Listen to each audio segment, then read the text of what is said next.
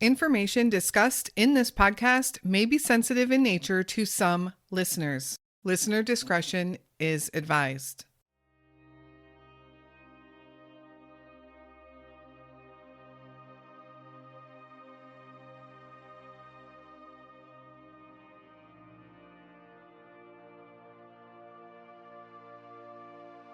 Sarah Ebersole always had an adventurous spirit, even as a young child. She was super friendly with everyone, and she would grow up in Sarasota, Florida, being raised by her aunt and uncle. For whatever reason, her biological parents were not in her life. She would keep a close relationship with her sister, Michelle, who was 14 years older than her. At age 18, Sarah would marry. That marriage, however, only lasted a year. Sarah would have another relationship soon after, and while that relationship turned out to be quite tumultuous, they would have a daughter together. Both of these men played an interesting role in Sarah's life. In March of 2023, Sarah was living with a roommate in Reddick, Florida, and she was working as an exotic dancer. Her daughter at the time was living with Sarah's ex and the little girl's father. Sarah was working towards getting legal custody, and that takes money, something she was really working hard to obtain. On March 2nd, 2023, Sarah went to work as usual. She was actually off work that evening by 7 p.m., and she would walk to a local gas station near her home. While there, she was texting with her sister. Just before 8 o'clock p.m., she sent a text to Michelle that read, quote, "I'm getting into a random truck with cowboys. I hope they take me for a ride." End quote. This would be Michelle's last communication with Sarah. Sarah was taken to a house where she would hang out with 3 people who lived there until around 3 o'clock in the morning. The residents of the house said that she got into an Uber at that time and left. From there, Sarah was never seen or heard from again, and clues would surface that would actually point to a couple of different possibilities as to her whereabouts. Her family believes they know what happened, but for some reason, authorities refuse to investigate that route. Instead, they have taken another direction with their investigation. Who's right? Most importantly, where is Sarah Gail Ebersole?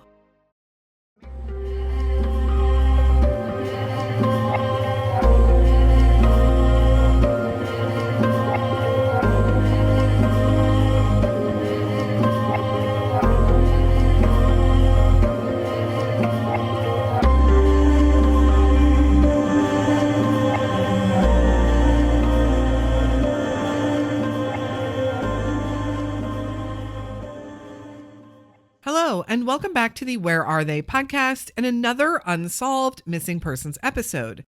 This story takes us back to March 2023 and to Reddick, Florida, a small town in the central part of the state.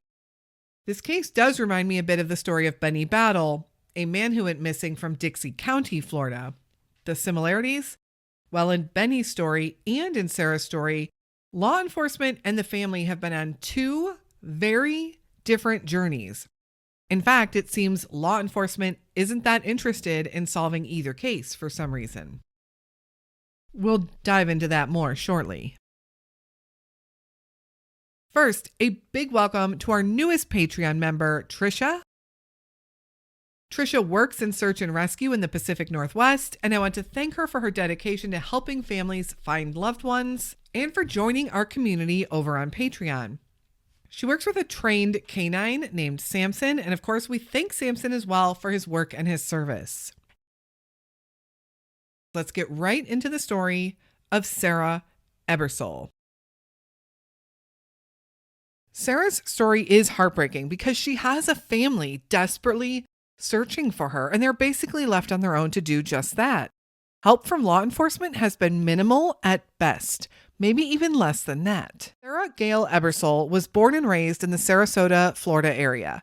She was raised by an aunt and uncle, and her parents were not involved in her life. There are no public details as to why that was. Sarah was the youngest of 7 children, and she maintained a very close relationship with her sister, Michelle, even though Michelle was 14 years older than her. Free-spirited Sarah was the social butterfly of the family. She was an adventurous child and carried that over to her adult life.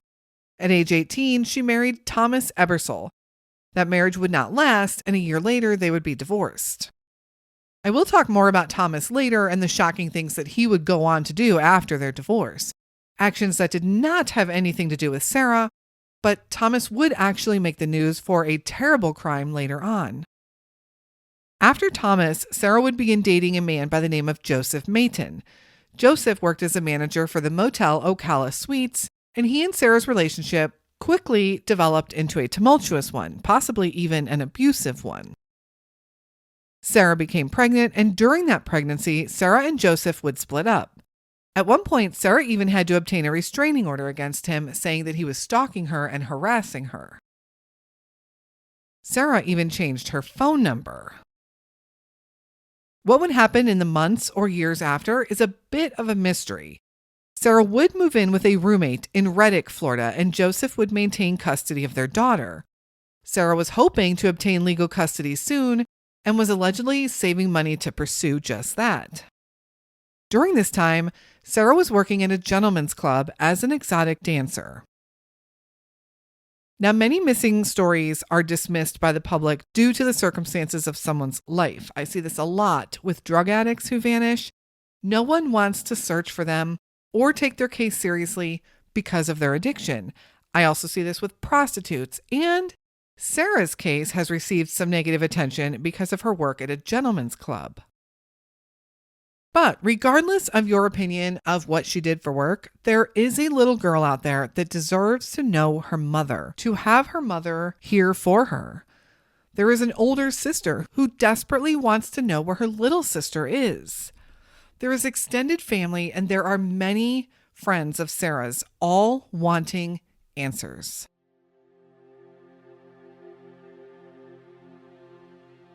The disappearance.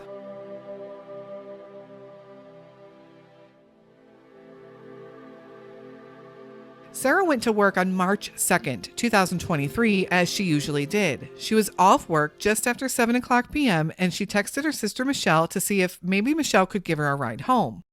Michelle was unable to go get her, but told Sarah to text her in a bit. Sarah said, okay, no problem. She also told Michelle to tell the kids that she said hi. Sarah did make it home that evening and later decided to walk over to a nearby gas station. At 10:11 p.m., Sarah texted Michelle and said, quote, I'm getting into a random truck with cowboys. I hope they take me for a ride. End quote. The next day, Michelle was unable to reach Sarah. She wasn't responding to text messages, and she wasn't picking up the phone either. The day after that, Sarah's roommate came home from being out of town. She texted Michelle asking if she knew where Sarah was. Michelle said she did not, and she hadn't been able to reach her either. Together, the two of them became very concerned. After checking around town and with friends that Sarah was known to hang out with, they realized that Sarah was missing. No one had seen or heard from her since the night of March 2nd, when she had sent Michelle that text about getting into that truck. The roommate was the one who would go to local police to try to file a missing persons report, but they told her to come back in about a week. Michelle and Sarah's roommate realized if they were going to go search for Sarah and find her, they were on their own.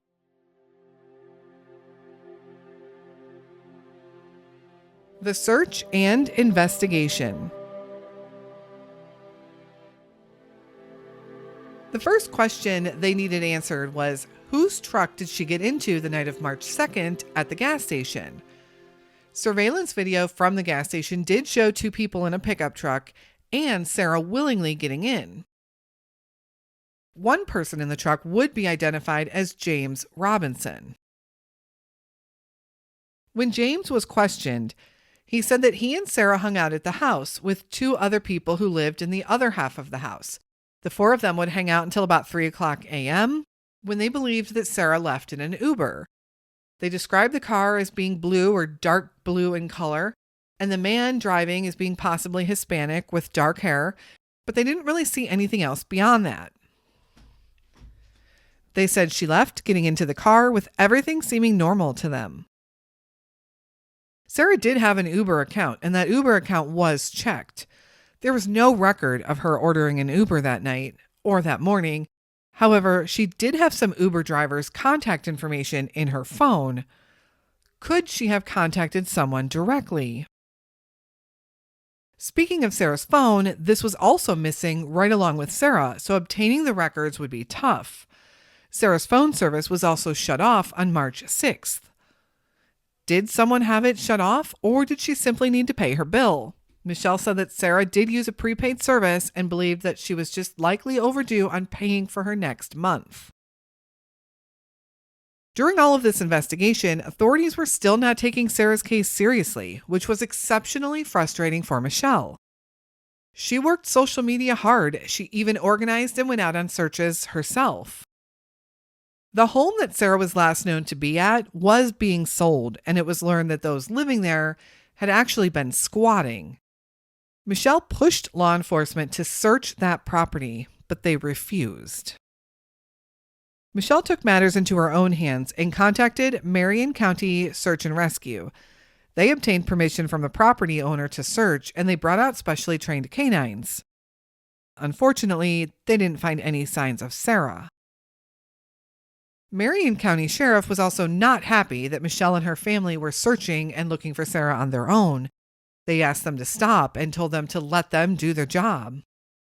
But every lead or suggestion from family that was brought up to them, they declined to follow up on. Sarah's family also asked them to search Sarah's apartment to see if that might lend any clues to the investigation. They did not, but her family decided to search. Sarah allegedly had $1,000 cash she was saving. That money was unaccounted for. Michelle also noticed 3 other items that were missing from Sarah's room. Number 1, a binder with documents that Sarah had put together regarding Joseph Mayton. These documents were to help with her custody battle, information specifically about Joseph. Number 2, a teddy bear from when her daughter was born with her daughter's name on it. And number 3, a folder of important paperwork pertaining to her daughter. Sarah's family knew for sure where these items should have been, yet they were all missing. Immediately, Michelle's focus went from the people that were at that house with Sarah that night to Joseph Mayton. While he proclaimed to have no knowledge of Sarah's whereabouts, there were some interesting things learned by Sarah's family and investigators in the weeks and months following Sarah's disappearance. On March 24th, 3 weeks after Sarah vanished, Joseph started following Facebook pages pertaining to Sarah's disappearance. On March 29th, a friend came forward to say that Joseph had told them that Sarah was dead. Also on March 29th, Joseph was arrested for assault on a 75-year-old man. On April 10th, Joseph was fired from his job at Ocala Suites. On April 24th, Joseph breaks into the office at the motel and he would rekey rooms 119 and 121. An official eviction would ultimately have to be filed against Joseph to get him out of those 2 rooms. When that did happen, Michelle asked authorities to search those rooms, but again, they refused. Michelle went in there herself and looking around noted that room 119 looked as if it could have been a crime scene, complete with what she thought might have been blood and handprints on the walls. Joseph Mayton, along with his and Sarah's little girl, left the state of Florida and moved to Kentucky. Sarah's phone records were also finally able to be analyzed, and they learned some more interesting things.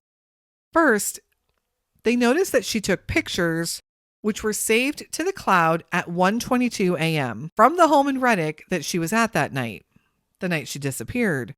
She watched YouTube videos until 2:40 a.m., and then she accessed her Gmail at 2:57 a.m. On March 3rd, later on in the day, her Snapchat was opened, but whoever opened it couldn't access it, and they tried to reset the password. They were unsuccessful. They did also find 3 Uber drivers' phone numbers saved in her phone. Michelle reached out to each one of them. 2 of them spoke to her willingly, and when she showed them a picture of Sarah, said that they did not pick her up in those early morning hours. A third driver, a man by the name of Ryan, refused to speak to them. Ryan is Native American with dark hair, possibly fitting the description of the driver who might have picked up Sarah that night. Sarah's family thinks his behavior is certainly odd, especially if he did indeed have nothing to do with Sarah's disappearance. Joseph Mayton has quite a criminal record and has also refused to speak to anyone in Sarah's family. Sadly, they have not been able to see the child either, and Joseph has even changed her name from her birth name to a different name completely. In December of 2023, law enforcement surprised everyone with an arrest of a man named Tyrone Mormon. Authorities connected him to Sarah. We don't have all the details as to how and why, and they wanted to question him. During their questioning, Tyrone lied to them about his cell phone, trying to avoid turning it over. When it was discovered that he did have his cell phone, he was arrested for lying to the police. In March of 2024, police announced that Tyrone was now a person of interest in Sarah's disappearance. While we don't have a lot of the details again regarding why this is, it is believed that there is cell phone evidence putting Tyrone and Sarah together after 3 a.m. on March 3rd. Tyrone has denied this. Sarah's sister Michelle does not believe that Tyrone Mormon is involved in her sister's disappearance. Let's talk for a minute about Thomas Ebersole, Sarah's ex-husband. Their relationship was short-lived, and it isn't believed that they had much contact after their divorce. But his name often comes up in her case, and although he isn't believed to be involved in her disappearance, I think once you hear his circumstances, you will understand why his name comes up. In January of 2024, 10 months after Sarah vanished, Thomas Ebersole was arrested, not for anything regarding Sarah, but rather for kidnapping a 16-year-old girl from Ohio and hiding her in his basement. When authorities questioned him about why he had done this, he said he was waiting for her to turn 18 so that it would be legal for them to marry. The girl was found and located through her World of Warcraft account, which was being used by an IP address that was located at Thomas's house. The name Thomas Ebersole made the news far and wide with this arrest, and many had to wonder if he could have been involved in Sarah's disappearance. It is important to mention that no one close to Sarah believes that he was, and there is absolutely no evidence indicating he was involved in any way. To add further complication into this case, the man that took Sarah to that home that night to hang out, James Robinson, would go on to pass away from a drug overdose. Obtaining further information from James will not be possible.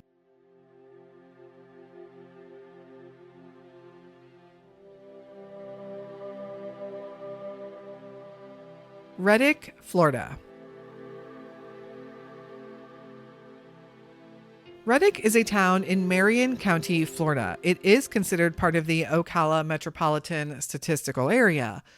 As of the 2020 U.S. Census, the town population was just 449 residents. This is down from 506 residents in 2010.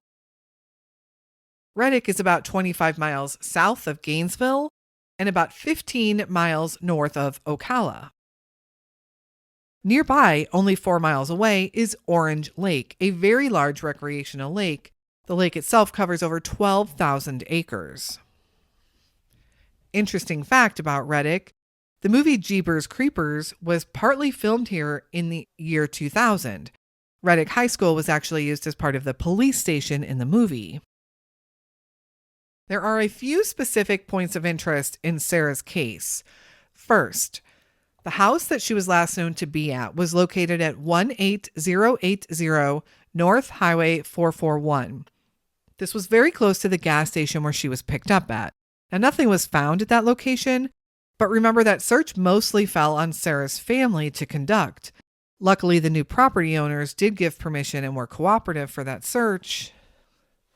But again, nothing was turned up. It's also believed that she was picked up from that house, but no one knew where she was planning on going. And was she picked up by this Tyrone Mormon, who police believe is a person of interest in her case? It does seem they have some type of evidence showing that he was with her after 3 o'clock a.m. when she left the house. Or was she picked up by this mysterious Ryan listed in her phone as an Uber driver? What, if any, connection did Joseph Mayton have to these people? Joseph Mayton has caught the attention of a lot of people in regards to Sarah's case. Joseph was working at the Ocala Suites in Ocala, about 19 miles south of the house she was at in Reddick. The suites have exterior doors, making it easy to come and go without being seen, especially in the very early morning hours. Could Sarah have went there willingly, or could Sarah have been taken there? It doesn't seem that her phone was really searched, which would have been definitely helpful for GPS locations and to determine who she might have been communicating with that evening and morning. Since Joseph Mayton was never seen as a person of interest, it doesn't appear there was any forensic analysis into him either, such as GPS locations and call and text logs from his phone. What do you think happened to Sarah Ebersole? There were a few interesting people in her life at that time, people with criminal records, such as Joseph and her ex-husband Thomas. Could either of them have more information on Sarah's disappearance? Or was this a random incident? Did she meet with foul play at the hands of a stranger or someone completely off the radar to family and police? Or did Sarah walk away from her life? Did it all become just too much to bear? Sarah is described as a Caucasian female standing 5'1" tall and weighing around 120 pounds when she was last seen in March of 2023. Sarah was 25 years old then and would today be 27. She has brown hair and blue eyes. Anyone with any information on the whereabouts of Sarah Ebersole is asked to please contact the Marion County Sheriff's Department at 352-732-9111.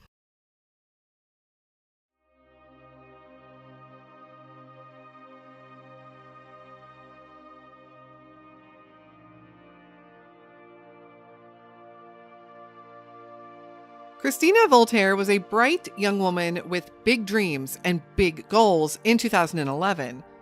But Christina wasn't just dreaming, she was putting her plans into motion.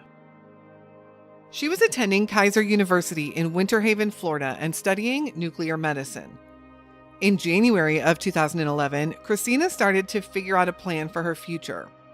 While she was attending school in Winter Haven, she was also planning to transfer to the Kaiser University campus in Palm Bay, Florida, so she could move and be closer to her father. That spring, she was planning a trip to visit her mother in Haiti, something that she was very much looking forward to. On January 8th, 2011, Christina woke up and decided to head out to a nearby IHOP for breakfast. While at the restaurant, however, she started not feeling well. Christina also had a hair appointment that day, but she canceled it, believing she was coming down with something and she just wanted to go home and rest. That evening, just after 7 p.m., Christina heard a knock at her apartment door. It was her friend Charles. She was in her robe and her nightgown, but she knew Charles well enough and opened the door for him. He said his car broke down a couple of blocks away and he asked if he could borrow her car. She said sure. He returned an hour or so later, but Christina wasn't home. The door to the apartment was unlocked, so Charles went in to see if she was there, but noticed that her robe was now on the bed and she was nowhere to be found. Figuring she must have went out, he left, but he continued to try and check in with her all night. Finally, by the next morning, Charlie knew something was wrong and called to report Christina missing. Where is Christina Voltaire?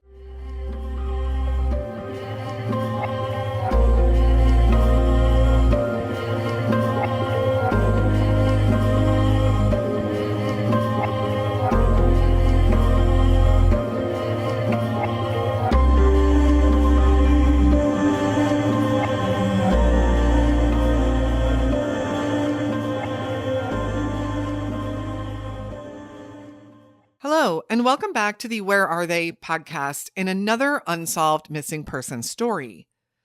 This story takes us to Winter Haven, Florida in January of 2011. The story of Christina Voltaire is so strange and mysterious. I'm truly baffled it really hasn't been talked about more. It reminds me a little bit of the Jennifer Kesse story, which also took place in Central Florida, although she vanished 5 years before Christina did. However, both young women seemingly vanished into thin air from their apartment complex. Please make sure you are following us over on the socials for updates. You can find those links in the show notes. Also, a big welcome to Bree and Cece, our newest Patreon members. A huge thank you to everyone for your continued support of our show and our mission, which is to share as many unsolved missing person cases as possible, with a focus on some of the lesser known cases, the ones that truly do need more media attention. Christina Voltaire's story is one of those cases, one of those stories that needs a lot more attention. Unfortunately, she vanished back in 2011, so some exposure would have been beneficial back then, but we know older cases are being solved every day with new technology. It might also just take that one person to come forward with some information that could break the case wide open. Let's get into Christina's story. Christina Voltaire was born on August 1st, 1988, in Haiti. She would live in Haiti with her parents until she was about 9 years old. Christina's father would move to the States, specifically the coastal town of Melbourne, Florida, and Christina would go with him. Christina and her father would live for a bit in Melbourne, with her father eventually moving to the city of Palm Bay, Florida. As a young adult, Christina graduated high school and decided to pursue a career in nuclear medicine at Kaiser University. She was smart and hardworking and excited to be going into the medical field. While attending Kaiser University, Christina met and began dating a man by the name of Ducel Pierre Gilles. In 2008, Ducel and Christina had an on-again, off-again relationship when Christina became pregnant. She would give birth to a little girl in early 2009. Christina was 20 years old. Something tragic would occur just a year later, in January of 2010, and the little girl passed away. She was just 1 year old, and Christina was understandably devastated, as was Ducel. The cause of death was never revealed publicly. When Ducel went to submit some necessary insurance paperwork regarding the little girl's death, he learned something that shocked him. It was not him listed as the father on the little girl's birth certificate, but rather some other man. This was something Ducel hadn't known before. Ducel said he was heartbroken and upset over this, but he wasn't mad at Christina at the time because she was so distraught over losing her baby, as was he, this little girl for a year that he thought was his daughter. Their relationship was never quite the same after that, but Christina and Ducel would maintain a friendship. As the year progressed, Christina began to bounce back. She continued with her schooling, and she was making plans to visit her mother in Haiti in the spring of 2011.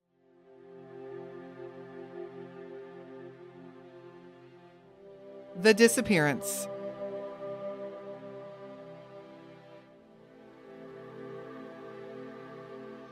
On January 8th, 2011, Christina was living alone at the Berkshire Apartments in Winter Haven, Florida. She was still studying nuclear medicine at Kaiser, and she was planning on moving down to Palm Bay soon to be near her father. She was going to continue her studies at the Kaiser campus near Palm Bay. That morning, Christina woke up as usual and decided to head to IHOP for breakfast. It was a Saturday, and she planned to do some running around that morning, including doing some shopping and then going to a hair appointment later on that afternoon. However, at some point during that breakfast at IHOP, Christina started not feeling well. At 10:35 a.m., she used someone's phone at the restaurant. Christina herself didn't have a cell phone at that time, and she called the salon to cancel her appointment, telling them she wasn't feeling well. She then headed back to her apartment and was back inside by noon. Just after 7 p.m. that evening, a friend of Christina's knocked on her door. It was Charles, Ducelle's brother, someone who was a good friend to Christina and who also lived at that same apartment complex. Christina was in her robe, but she answered the door and let Charles in. They were good enough friends, and Charles could see that Christina wasn't feeling well. Aside from being in her robe, she was holding a cup of hot tea, and he noticed that her study books were scattered across her bed. She told Charles that she just wasn't feeling good and she was just going to stay in for the night and study. Charles told Christina that his car broke down just 2 blocks up the road, and he asked Christina if he could borrow her car. She tossed him the keys, and Charles left.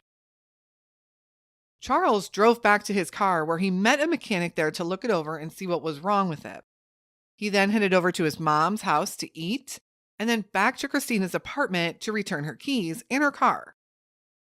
All of this took him a little less than an hour. When Charles knocked at Christina's door, however, Christina didn't answer. This was odd to him since he had just been there and he knew she wasn't feeling well. He thought maybe she had fallen asleep or just wasn't hearing him knock. I mean, after all, where would she go? She was just there and she wasn't feeling good. So worried about her, he tried the door and he found that it was unlocked. Since Charles remembered locking it behind him when he left earlier, he did find that odd. He went inside looking for Christina, but she wasn't there. Her robe was folded, laying across her bed, but he didn't notice anything else unusual. It simply looked as if Christina had gotten dressed and walked out of the apartment. Charles eventually went back to his apartment, but he continued to keep trying to reach Christina by phone, but she never answered. He called some mutual friends, but no one had seen or heard from her. He went back and forth to her apartment all night and the following morning, but Christina was never there. By the next morning, however, Charles believed something had to be wrong, very wrong. He started calling some hospitals looking for her, wondering if maybe her sickness had led her to go to the hospital. And when he couldn't find her there, he eventually called the Winter Haven Police Department to report her missing. Christina Voltaire had disappeared.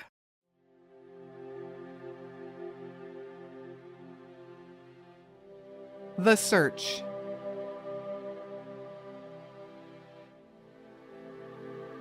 When Winter Haven police arrived on scene, they said they took it very seriously from the beginning.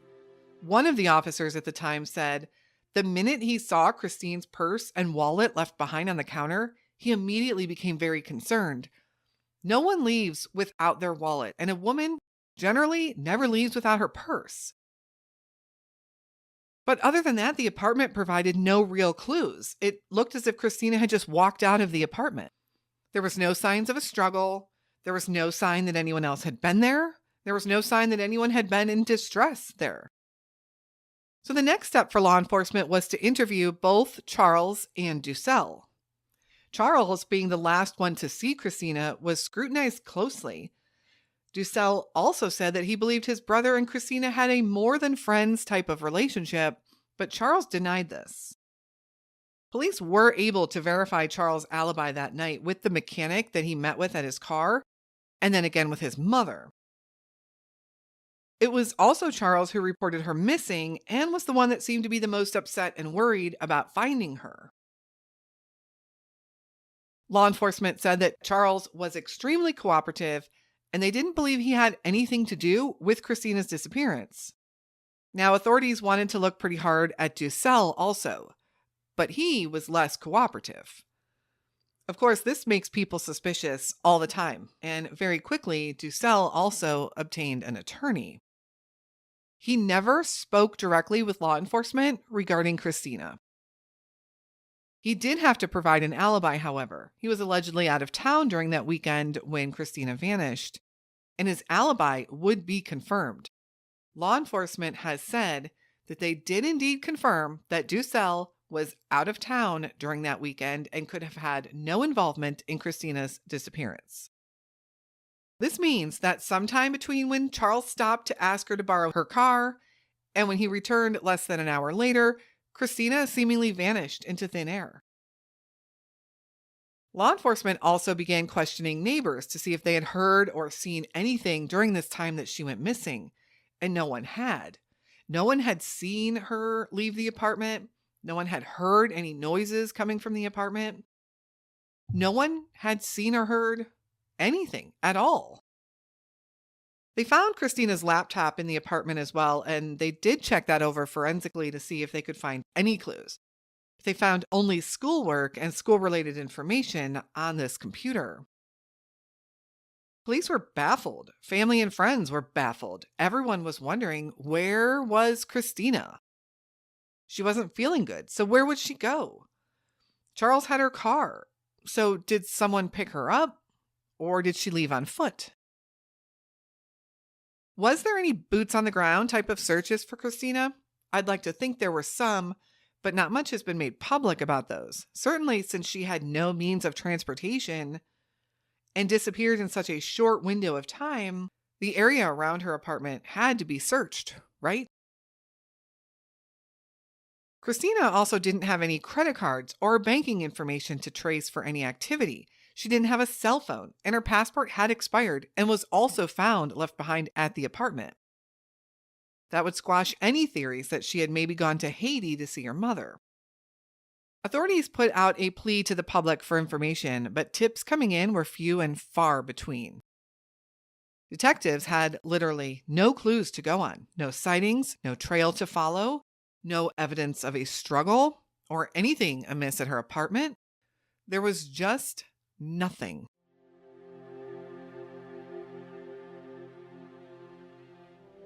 Winter Haven, Florida.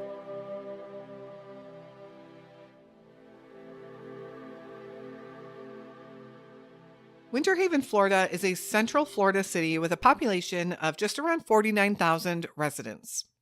Winter Haven is now home to Legoland and Cypress Gardens, which brings in many, many tourists throughout the year. However, Legoland didn't technically open to the public until fall of 2011. But Winter Haven still brought in many tourists due to their famous chain of lakes. Winter Haven is home to 50 lakes within its boundaries, including a chain of lakes, which are several lakes connected by a canal system. These lakes are popular for visitors year-round, looking for serenity and the beauty of the water, bird watching, and even water sports. Christina during this time was living at Berkshire Apartment Complex on Avenue K Southeast in Winter Haven. And this road looks to be a mixed commercial, residential, two-lane road with many apartment buildings and is surrounded by many of these lakes. Studying Google Maps, there does look to be one nearby park, but walking it via Google, it looks to be a baseball field or stadium of sorts. Nothing heavily wooded or remote. And this does make sense. Another thing that Winter Haven is known for is being a spring training location for Major League Baseball teams who come down to Florida from up north. Winter Haven is about an hour southwest of Orlando, Florida. Lakeland, Florida is about a half hour to the west of Winter Haven.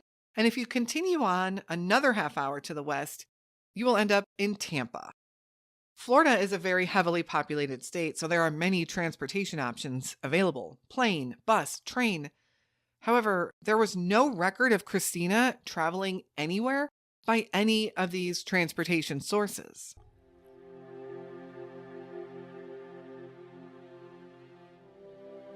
The questions.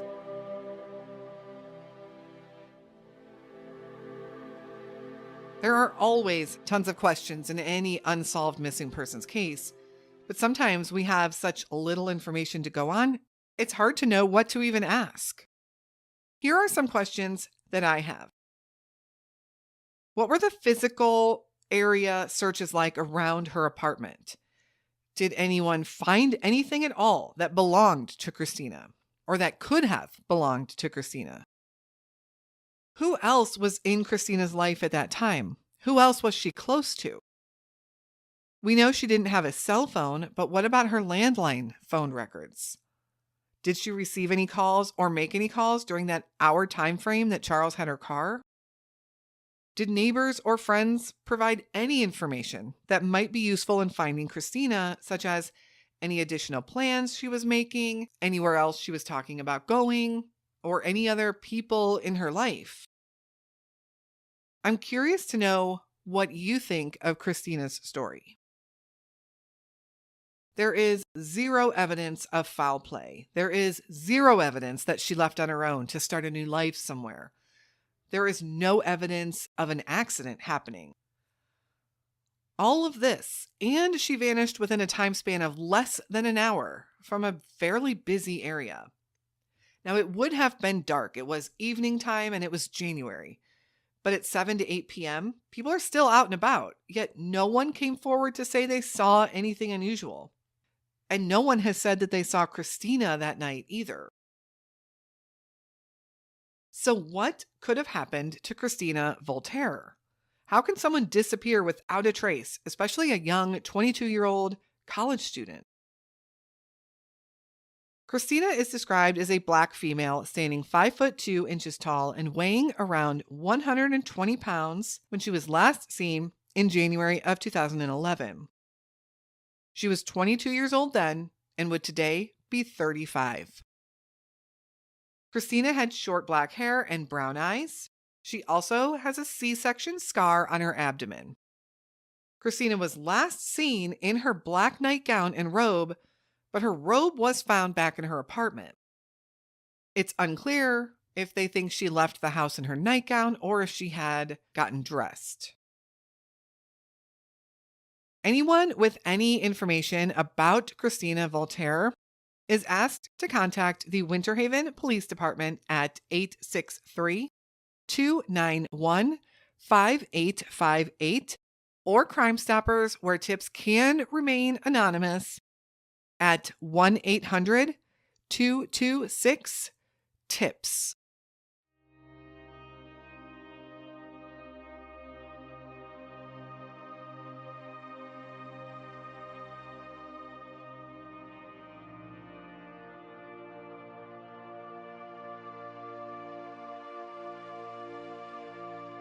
Kelly Brannon was an artsy and fun kid growing up in New Hampshire. She loved adventure, making friends, and having life experiences. When she graduated high school, Kelly would actually document her journey hitchhiking across the country. Her dream was to turn that footage into a documentary. She would travel as far south as Mexico and north all the way up to Canada. She eventually did return home and go to college, earning a master's degree in creative writing. Kelly would live in New York City for 10 years, working and getting involved in the music scene. It would be music that would take her to Florida. She played her guitar in small venues, street fairs, really anywhere she could. She met her boyfriend in Florida while performing at a club and stayed in Florida until the two of them decided to move to Detroit, Michigan. During an overnight stay in Live Oak, Florida, Kelly and her boyfriend had a fight. Kelly slung her guitar over her shoulder and walked away from the motel they were staying in. Kelly would not be seen or heard from again. Where is Kelly Brannon?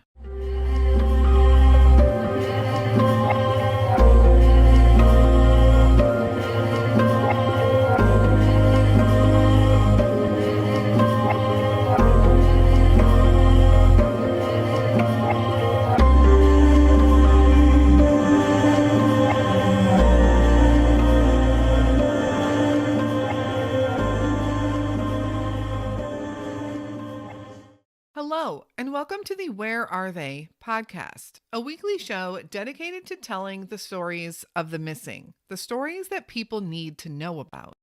Our podcast is also produced for YouTube and online in written form, so whatever your preference for getting these stories, you have your choice. We want the names of the missing to reach as many people as possible. Our goal is also to be able to help these families and the organizations that are dedicated to helping find the missing and support their loved ones.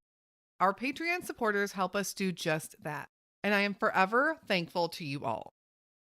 I want to welcome Bonnie and Rebecca as our newest Patreon members. Thank you so much for your support of the show. So let's get into this super mysterious story of Kelly Brannon.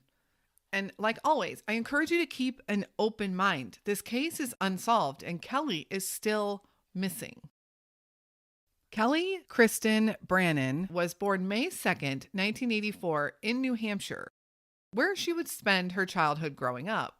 An active and fun loving, artsy child, Kelly couldn't wait to explore and see the world. And that's exactly what she would do as soon as she graduated high school. While most people talk about doing exciting and dangerous things, Kelly actually went out there and did it.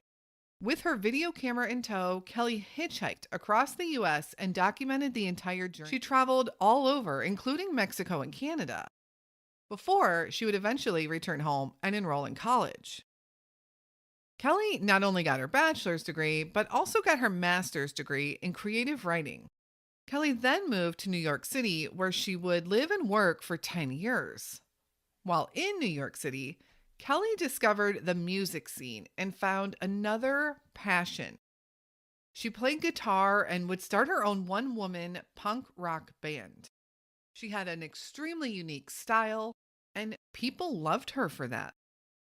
Kelly also became very involved in women's rights and was part of many protests and events that happened, not only in New York City, but she would travel to go to some large events across the country. She became known to those around her as an extremely passionate activist. When Kelly felt strongly about something, everyone would know about it.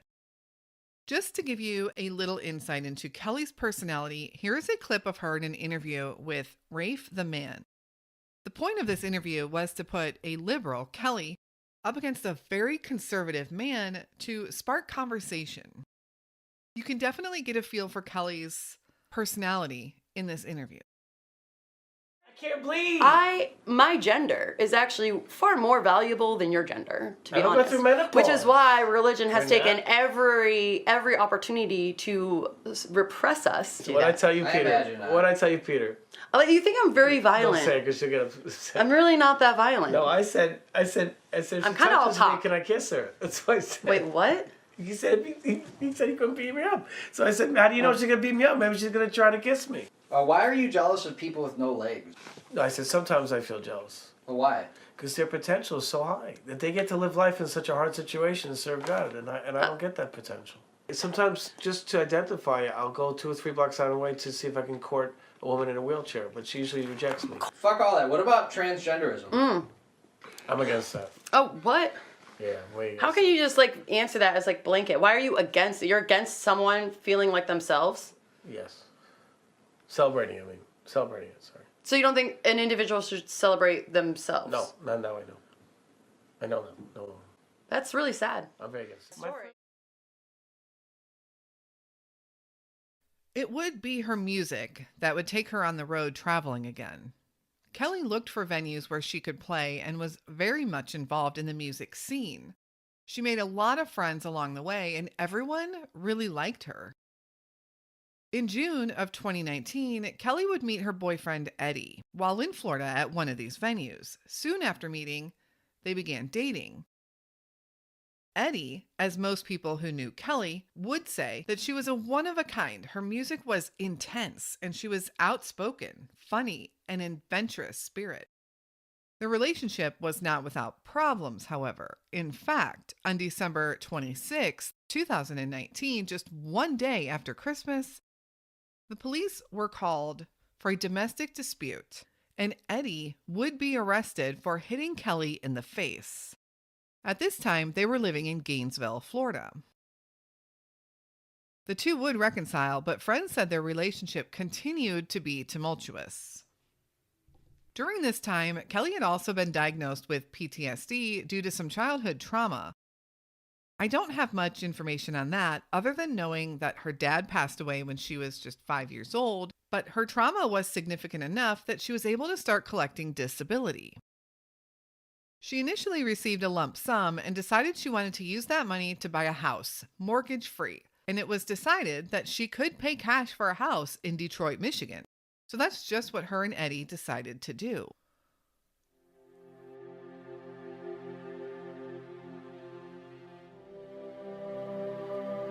The disappearance.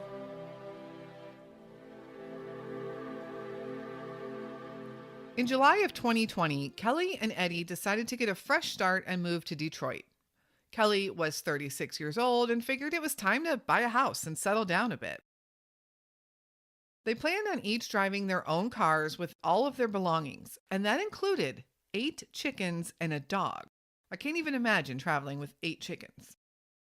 Shortly into their trip, however, Eddie's car began having transmission troubles, and they would end up stopping for a few days to get it fixed. At first, they camped out in their vehicle, and this story would kind of evolve as time went on, but soon that became too much, and Eddie suggested that they get a motel room. They found a really cheap room in Live Oak, Florida at the Sunshine Inn. They wanted to save as much money as they could for their house and their new life up in Detroit. Now, the reviews of the Sunshine Inn aren't great, but that's really the case for a lot of these little roadside motels that are older and really just offer the bare minimum. But for Kelly and Eddie, that's all that they needed, a cheap place to sleep for the night. On the evening of July 14th, Eddie and Kelly had an argument at the Sunshine Motel. The argument was about the chickens. Kelly wanted to bring them into the hotel room with them. She didn't want to leave them out in the car. They were in an extra large dog crate, but Eddie did not want them in the room with them. He said they smelled bad and he was afraid the motel would kick them out. But the argument escalated, and eventually Eddie reluctantly brings the chickens into the hotel room. However, the argument and the fighting didn't end. So Kelly started to walk away, slinging her guitar over her shoulder and walking out of the hotel parking lot. Eddie decided to stay in the hotel room, and the two had continued to text back and forth. Around 10:30 p.m., Eddie went outside the room to look for Kelly and found her sitting on the curb, clearly intoxicated and crying. Here is what Eddie has to say about that encounter with Kelly.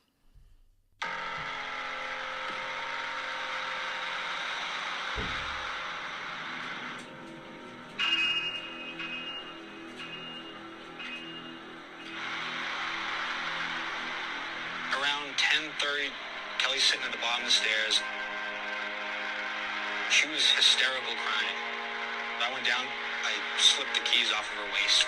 She looks up at me like I just took her soul. And I just went back into the room. That was the last time I saw her. That next morning, I looked over in the bed. She wasn't there. Now, he tried to get her to come back in the hotel room for the night, but she refused. Eddie did take her car keys because he was afraid she would leave and she was in no state to drive. Plus, now they only had one car between the two of them. So he took her car keys and went back to his hotel room. Around midnight, she sent him a text saying that she was leaving him. At 1 o'clock in the morning of July 15th, 2020, Kelly called Eddie, but he didn't answer. Eddie said that he had shut his phone off just after the last text he got around midnight and decided to go to sleep.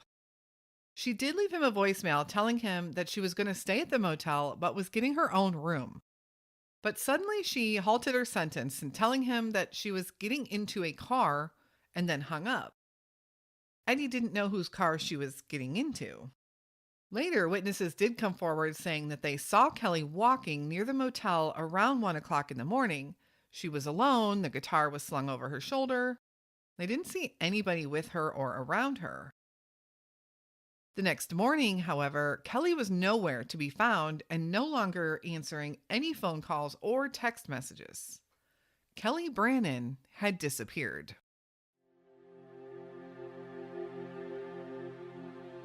The search.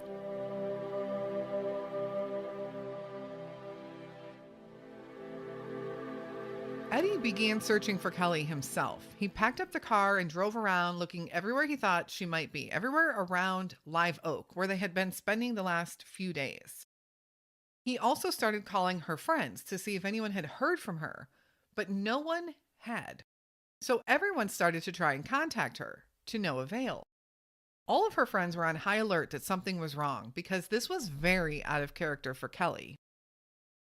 It was Eddie who would report Kelly missing that day, and law enforcement said they interviewed Eddie for over 3 hours. Now, the search for Kelly would be difficult. Of course, authorities knew early on that Eddie and Kelly had a rocky relationship, and he was looked at right away as a person of interest.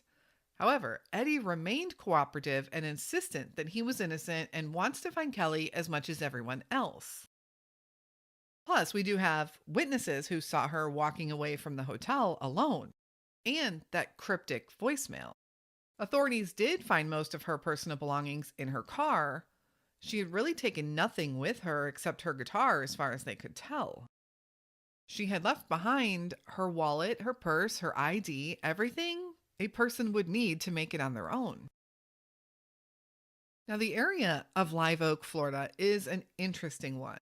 While the town itself is very small and rural, it sits on the crossroads of a few different major highways, making it a pass-through town for thousands of people every day.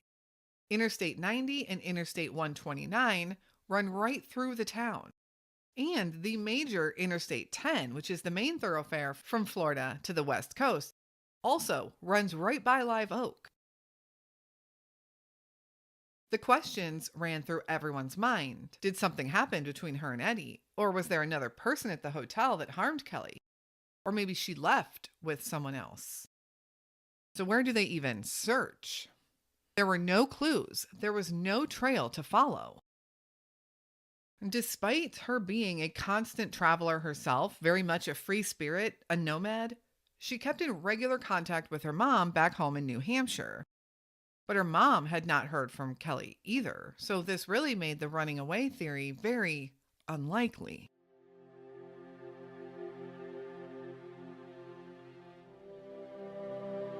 The investigation. There wasn't much to search, so the investigation into her disappearance started right away.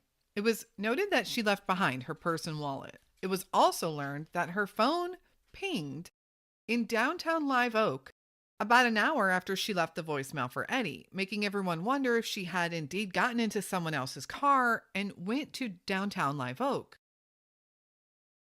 Eddie spearheaded the search for Kelly, keeping her information online and pushing authorities for answers. Law enforcement learned that as soon as Kelly and Eddie had broke down in Live Oak, they had frequented a Mexican restaurant named Armando's. Eddie told authorities that while talking to people at Armando's, the owner of the restaurant came forward as he had heard that they needed some place to keep their 8 chickens. And he said he had a chicken coop on his property. They were welcome to come down and leave their chickens in the chicken coop. Kelly and Eddie decided to take him up on the offer, and they drove 20 minutes to his house and decided to camp to sleep right outside the chicken coop to save money. This was, of course, before deciding to go get a hotel. Eddie said it was a bit creepy at this guy's house. It was off the beaten path, and he really gotten a weird vibe. He wasn't even exactly sure where they were. But when investigators went to Armando's to verify this story and get more information, they were told that that never happened. So no one is quite sure what really did happen. Eddie is sticking to his story, and the restaurant owner is sticking to his. There were many people within Live Oak that Eddie and Kelly interacted with, and investigators had to start needling through all of them. This included people at Armando's as well as people at the Sunshine Inn, many of whom were transients, and many, they learned, that had criminal backgrounds. In fact, the gentleman in the room right next to Eddie and Kelly's was a criminal that was well known to the Live Oak Police Department. Eddie said that this man continued to push for Kelly to come into his room that night that Eddie and Kelly were fighting. This man ended up going to Eddie's room, knocking on the door, and telling him that Kelly was upset and crying and that Eddie needed to do something about it. This was the 10:30 p.m. encounter that Eddie had described when he had gone outside and found her crying on the curb. He had done so because this man told him she needed him. Police began to watch and scour the surveillance footage at the motel, but there was a few things that stood out to them. First, the quality of the footage isn't great. It's actually pretty terrible. Second, Kelly can be seen on camera a few different times, walking back and forth through the parking lot. She wasn't obviously inebriated. I mean, she might have been, but she was walking around just fine. It was really kind of hard to tell on the video, so authorities weren't sure what to make of that. She was also completely alone, and there was no one else they could see in the footage. Eddie continued to push for authorities to give this man in the room next to them a polygraph. He was suspicious of him, but ultimately authorities ruled him out as having anything to do with Kelly's disappearance. I do want to play for you Kelly's last voicemail that was left for Eddie, the cryptic voicemail, which indicated that she possibly had gotten into someone else's car. So, law enforcement began looking deeper into Eddie's story. They learned he had been abusive previously with Kelly, and they subpoenaed his phone records. They were able to corroborate most of what Eddie had said. They could read through those text messages, and everything did seem to add up. They were fighting, they were arguing, but then they got to the voicemail that Eddie said she left for him. There was indeed a voicemail recorded at 12:59 a.m. However, that call wasn't on the call log. And while people online have dove into that fact, T-Mobile, who was their cell phone provider, said that it was most likely because Eddie's phone was turned off at the time.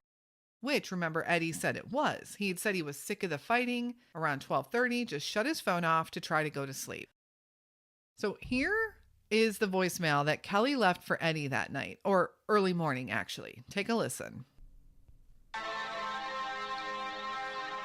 great, you're sleeping. I'm so glad I got this message from you before, telling me how you're sorry and you love me and how you want me so much and all that bullshit. Just to get my car. Well, anyways, I rented my own room at the Sunshine Inn and I've reported my car stolen. You are not a partner. You're not a partner. You turned on me a split second. You turned me out of nowhere. And I deserve way better. I did nothing to be called a fucking stupid idiot. And I did nothing to be called a cunt. So, I'm sick of your abuse. So go find. Oh, I'm gonna get a car now. All right, bye. This is the very last communication known from Kelly Brannon.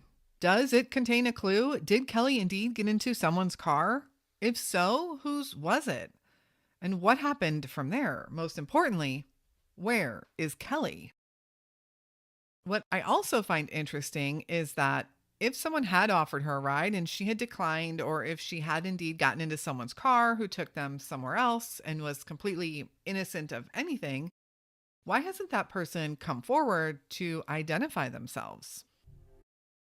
Kelly's case became pretty big for a moment on the internet as she had so many friends from all over the country from her travels. They kind of joined together to help find her and spread the word, or figure out what might be going on.